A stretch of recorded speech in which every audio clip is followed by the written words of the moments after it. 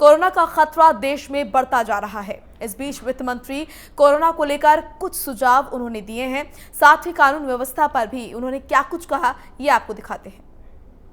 तरीके से कोरोना जाने वाला लगता नहीं है, तो हमको अपनी दिनचर्या, हमको अपनी कार्यशैली, हमको अपना आचरण और व्यवहार ऐसा बनाना चाहिए कि जिससे हम इससे बचाव कर सकें।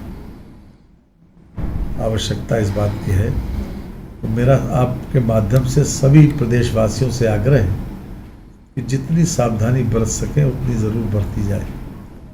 हमको निरंतर इम्यूनिटी बढ़ाना चाहिए। साथ ही साथ वैक्सीनेशन का जो क्राइटेरिया है, उस क्राइटेरिया में जो लोग आते हैं उन लोगों को वैक्सीनेशन ज़रूर लेना चाहिए। और जितने भी विकल्प हमारे पास हैं इसके, वो सभी इस्तेमाल करना चाहिए, क्योंकि हमने ये देखा कि वैक्सीन कम समय में आई। प्रारंभ में सीमित लोगों ने लगवाई, लेकिन अब 45 साल से ऊपर के लोग सरकारी अस्पतालों में, मेडिकल कॉलेजेस में लगवा सकते हैं। तो इसको ज़रूर पालन हो।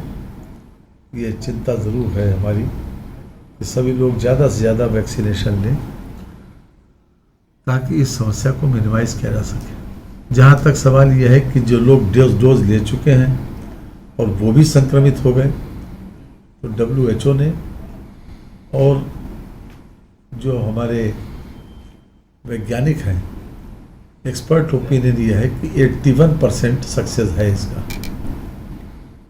अगर 100 लोग वैक्सीन लगवाएंगे, उसमें से 81 लोगों को ये सफलतापूर्वक लागू की जा सकती है।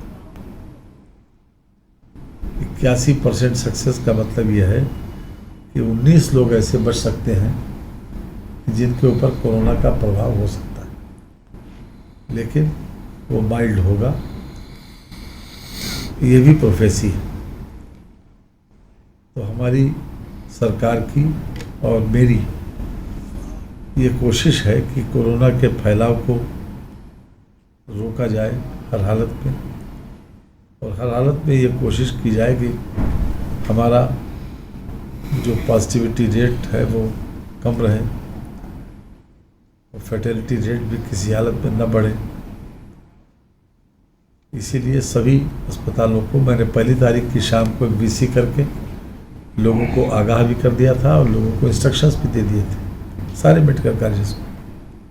आज हम पुनः उसको दोहरा रहे हैं कि सभी मेडिकल कॉलेज के लोगों को ये महसूस करना चाहिए कि कोरोना की दूसरी वेव से हम गुजर रहे हैं, और जितना ज़्यादा हम लोग सावधानी बरतेंगे उतना दूर रह सकते हैं इससे।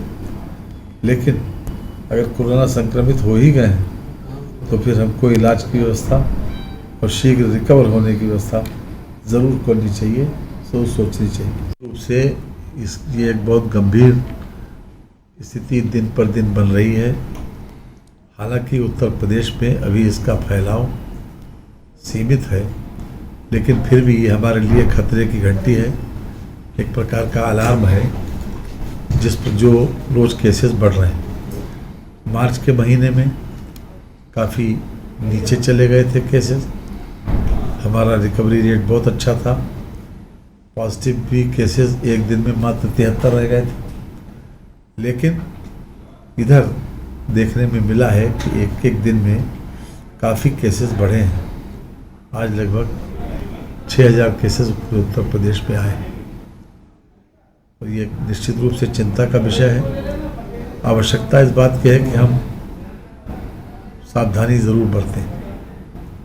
हर हालत में हमारी कोशिश होनी चाहिए कि जो सरकारी निर्देश है उसका पालन हो, फिजिकल डिस्टेंसिंग मेंटेन रखें, और हमको हर हालत में मास्क का प्रयोग करना ही करना है। अगर हम मास्क का प्रयोग नहीं करेंगे, फिजिकल डिस्टेंसिंग मेंटेन नहीं करेंगे, तो निश्चित रूप से इस बात की आशंका है कि कोरोना जो है वो संक्रमित कोरोना से हो सकते हैं।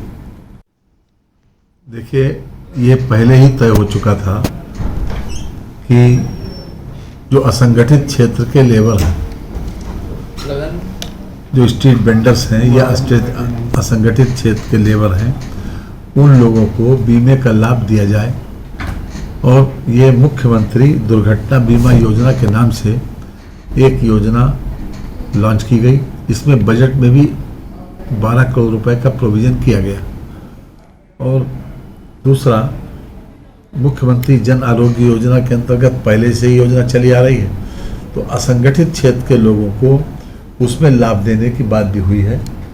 जो सब कमेटी बनी थी उसने इस बात के लिए रिकमेंड किया था कि उन लोगों को जो आयुष्मान में कवर नहीं हुए, उन लोगों को इस योजना में कवर किया जा सकता है, असंगठित क्षेत्र के लेबरों को। आज इसी उद्देश्य को लेकर उसके प्रॉपर इम्प्लीमेंटेशन हो, इस उद्देश्य से आज मीटिंग हुई थी। माननीय सूर्य प्रताप शाही जी, माननीय स्वामी प्रसाद मौर्य जी थे और जितने भी बैंकिंग संबंधित अधिकारी और इंश्योरेंस कंपनी से संबंधित लोग थे, उनको भी आज आमंत्रित किया गया था, ताकि किसी प्रकार की